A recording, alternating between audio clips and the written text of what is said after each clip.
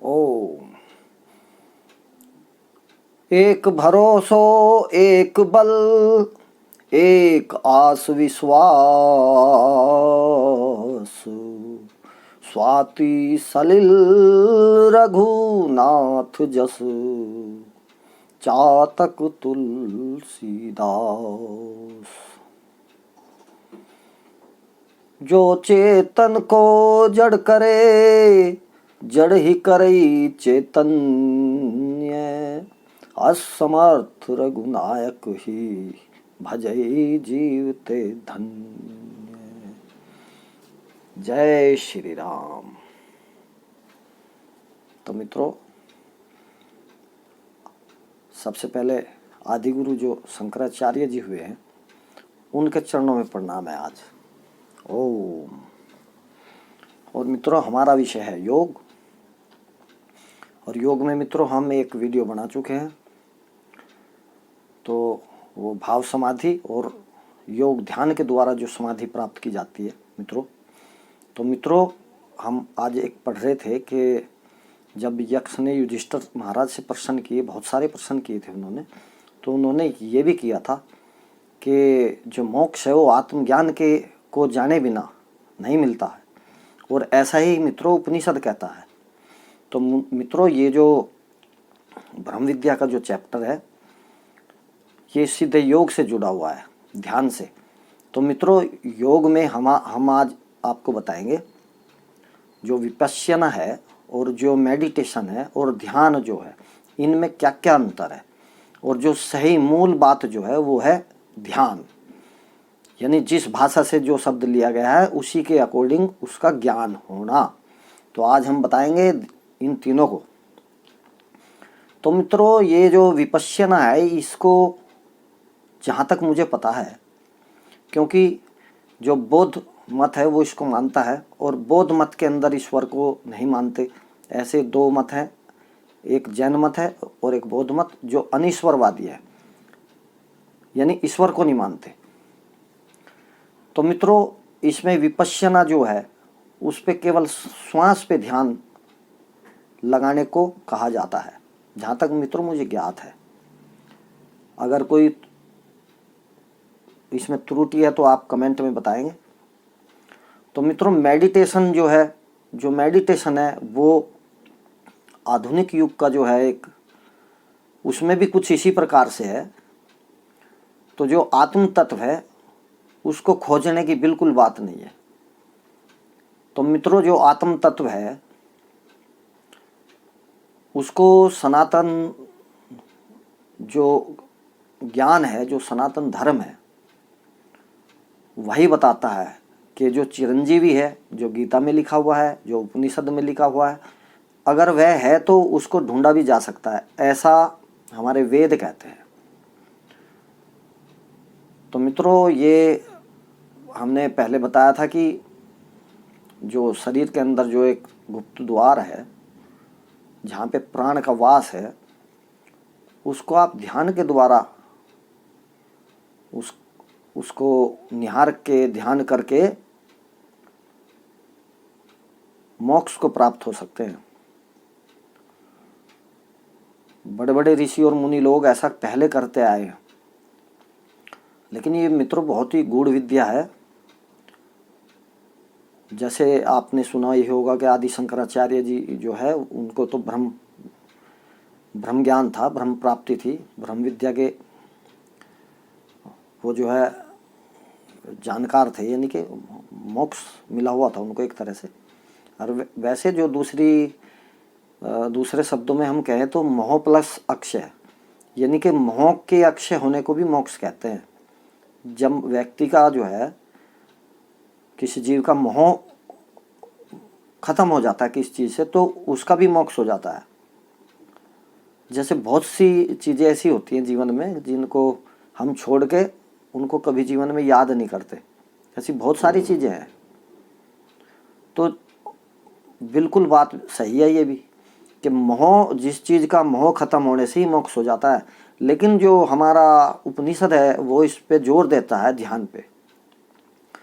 तो ध्यान जो है ये मित्रों जो हमारा जिसको अनहद शब्द बोला गया है, कोई कोई लोग अनाहत चक्र भी बोलते हैं इसको, लेकिन जो सामान्य भाषा में अनहद जो है, अनहद जो ध्वनि है वो एक ध्वनि है, हम पहले बता चुके हैं।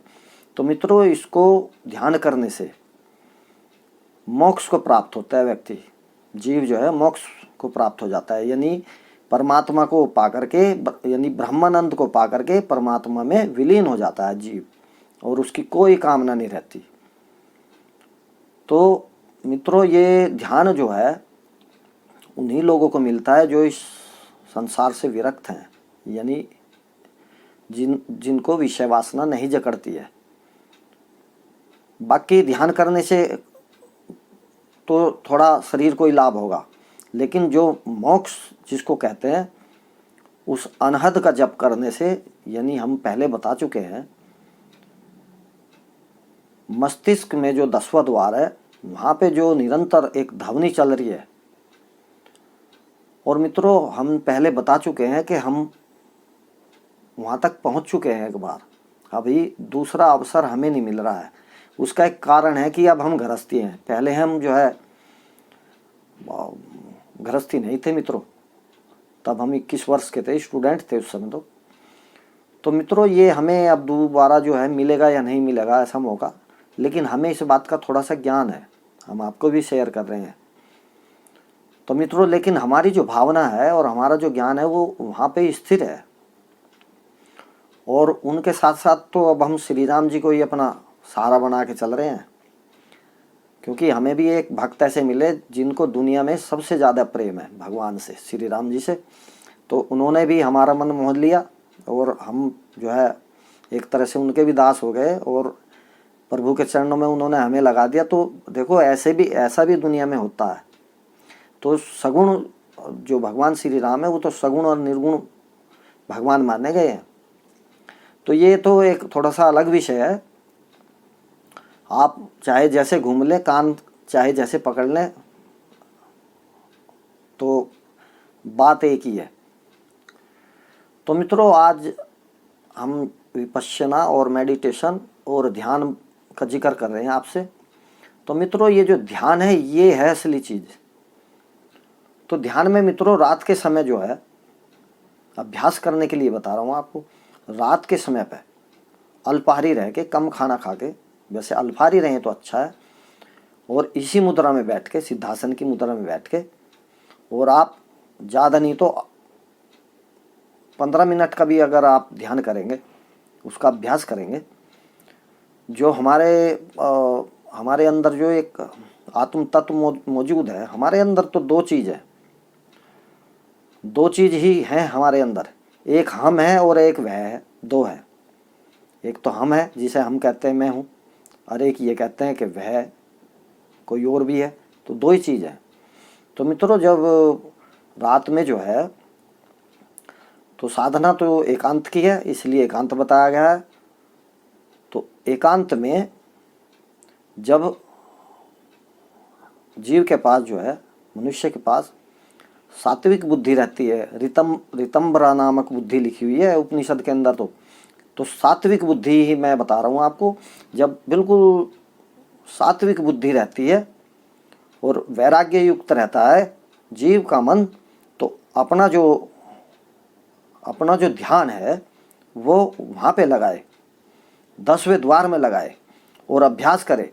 तो मित्रों जैसे ही वो 10वें द्वार में लगाएगा तो उससे सबसे बड़ी बात ये है, तो मित्रों ये आसान चीज़ नहीं है, ये ऐसी है जैसे रेत का महल और पवन का खंबा। तो मित्रों ये जो रेत का महल है शरीर, इसको छोड़ना नहीं चाहता इंसान, इससे बड़ा प्रेम करता है, इसलिए वह कुछ भी जो सत्य है उसको जान नहीं पाता है। सत्य तक पहुंचने में उसका भय जो है उसके आगे आ जाता है मित्रों। तो मित्रों जब वो सात्विक बुद्धि उसके पास रहती है और वैराग्य युक्त रहता है उसका मन, तो वह अपने ध्यान को जो है एकदम 10वें द्वार में लगाए। 10वां द्वार मैंने बता ही दिया था आपको, दोनों भौं के बीच में ललाट पे जो है 10वां द्वार है, और वहाँ मित्रों प्राण का वासा है। मित्रों ऋग्वेद में भी ऐसा लिखा है कि हम प्राण की उपासना करें, ऐसा भी लिखा है। तो मित्रों यही अभ्यास आज हम आपको बता रहे हैं। हमने पहले ही बताया है, जो नहीं कर सकते, जो गृहस्थी लोग हैं वो इसे शायद नहीं कर सकते, तो वह अपनी भाव समाधि के द्वारा अपने आराध्य का ध्यान करें। हम तो श्री राम जी का ही ध्यान करते हैं, बस हमारे अंदर तो वही समाये हुए है। रात दिन जो है हमें उनका ही चिंतन रहता है। तो मित्रों हमारा कार्यक्रम आपको कैसे लगता है? हम सत्य तक पहुंचने की कोशिश कर रहे हैं और आपको ले जाने की कोशिश कर रहे हैं। मित्रों जिस तरह से प्रदूषण फैला हुआ है संसार के अंदर, जल प्रदूषण, वायु प्रदूषण, ऐसे ही आध्यात्म प्रदूषण भी है। तो मित्रों हम इसको हटाने का प्रयास कर रहे हैं और आपसे आपके सम्मुख आकर के बिल्कुल सच बात बोलने की कोशिश कर रहे हैं। और आपका कोई सुझाव हो, कमेंट हो, कोई आपको हमें कुछ कहना है तो आप हमें प्रेम पूर्वक लिख सकते हैं। तो मित्रों आज के लिए इतना ही। जय हिंद। ओम।